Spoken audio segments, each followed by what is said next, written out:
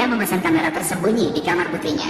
Kemudian pasangan suami istri memantau setiap gerakan putrinya sepanjang hari tanpa kekurangan. Begitu melihat putrinya tidur, orang tuanya segera membangunkannya. Kemudian memberinya 10 cangkir kopi untuk menyegarkannya. Kemudian memaksa dia untuk menulis novel dan mendapatkan royalti, agar putrinya bisa menulis lebih banyak novel dan menghasilkan lebih banyak uang. Ibunya bahkan mendaftarkannya ke puluhan penerbit, memaksa dia untuk menulis tanpa henti seperti robot. Sementara orang tua dan adik laki-lakinya hidup seperti parasit, tidak melakukan apa-apa di rumah setiap hari, hanya menunggu royalti dari putrinya, dan langsung menghabiskannya begitu uangnya masuk. Karena kurang tidur dalam jangka panjang, bekerja keras di rumah, membuat gadis itu menderita depresi berat. Maka gadis itu meminta uang kepada ibunya untuk pergi ke rumah sakit. Kamu sakit apa? Sepertinya itu depresi.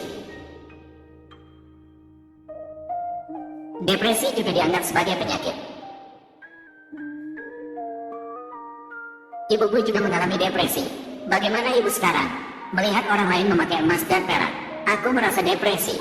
Melihat orang lain memiliki mobil bagus, aku merasa depresi. Kemudian dokter memberitahuku, itulah yang disebut kesulitan finansial. Ya, begitulah. Kemarin, ibu lagi membantumu menandatangani kontrak untuk 2 buku baru. Tulislah bukumu dengan baik.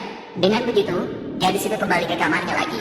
Hanya karena di mata orang tuanya, gadis itu hanya mesin penghasil uang. Mereka hanya ingin membuat anak perempuannya bekerja tanpa henti setiap hari, untuk menghasilkan uang yang terus-menerus untuk mereka boroskan. Jadi mereka tidak membiarkan anak perempuan mereka beristirahat. Namun, ketika menghadapi anak laki-laki kesayangan, orang tua sangatlah murah hati. Tidak peduli apa yang diinginkan adik laki-laki, orang tua akan berusaha memenuhinya. Berpikir bahwa mereka semua adalah anak-anak dari orang tua yang sama. Namun perlakuan mereka sungguh berbeda. Gadis putus asa, menulis buku terakhirnya di depan komputer. Kemudian dia lari dari rumah, pergi ke rumah sakit untuk berobat. Namun uang disatunya tidak cukup untuk biaya pendaftaran. Lebih buruk lagi, ponselnya juga dirampas oleh preman. Dia ingin mendapatkan kembali ponselnya, namun disiksa oleh preman-preman itu. Untungnya paman topi datang tepat waktu, menangkap 2 preman itu. Namun ketika orang tuanya tiba, bukan saja tidak ada kenyamanan, malah memarahi gadis itu karena tidak di rumah menulis buku. Bahkan pergi kencan dengan pria. Ibunya bahkan dengan sopan mengeluarkan es krim, menawarkan 2 preman itu. Mama, mereka membuli saya. Mengapa kamu harus membela mereka? Membulimu. Kamu tinggal di rumah. Siapa yang membulimu? Apakah kamu tahu kita akan pergi kemana hari ini? Semua karena urusan kecilmu, membuat kita terlambat. Saudara polisi, boleh saya tanya, berapa klaimnya? Kami tidak punya lebih. Anak perempuanmu tidak salah dalam hal ini. Itu tindakan pembelaan diri yang sah. Tidak perlu diganti rugi. Keluarga kami tidak perlu membayar, kan? Baiklah, terima kasih. Ayo pergi. Maaf ya, sudah pergi. Dan setelah keluarga itu keluar, orang tua masih enggan memberi uang untuk membawa anak perempuan periksa ke dokter. Malah karena adik laki-laki makan 2 es krim sekaligus, perutnya jadi sakit. Orang tua sangat menyayangi saya. Segera membawa adik laki-laki ke rumah sakit untuk perawatan darurat, dan meninggalkan anak perempuan sendirian di jalan. Saat itu, gadis itu melihat tantangan cabai di pinggir jalan. Asalkan bisa makan 1 piring, dapat mendapatkan hadiah 100 yuan. Maka dia menahan rasa pedas yang sangat, melahap sepiring cabai. Barulah dia mendapatkan 100 yuan. Tapi gadis itu tidak berniat menggunakan uang itu untuk pergi ke dokter, melainkan langsung pergi ke sebuah studio foto, untuk mengambil foto hitam putih dirinya sendiri.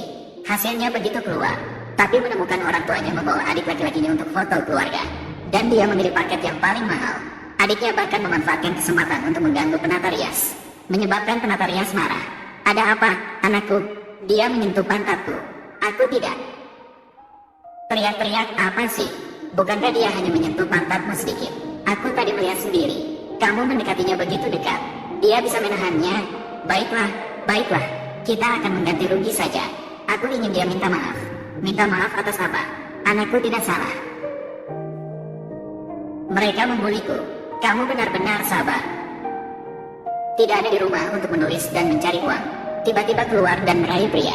Ternyata, Xiao Fei datang. Anda juga bisa melakukannya. Melindungi anak-anak mereka. Dan pada saat itu, ibu juga menemukan keberadaan gadis itu.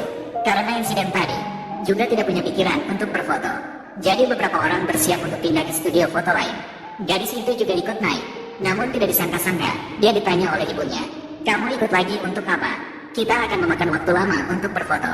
Kamu pulang dulu untuk memasak. Bagaimana? Baik tidak? Apakah tidak perlu membawa saya untuk foto keluarga? Bagaimana kalau lain kali aku membawamu lagi? Cepat pergi, cepat pergi. Pulanglah, pulanglah. Jangan ikuti lagi.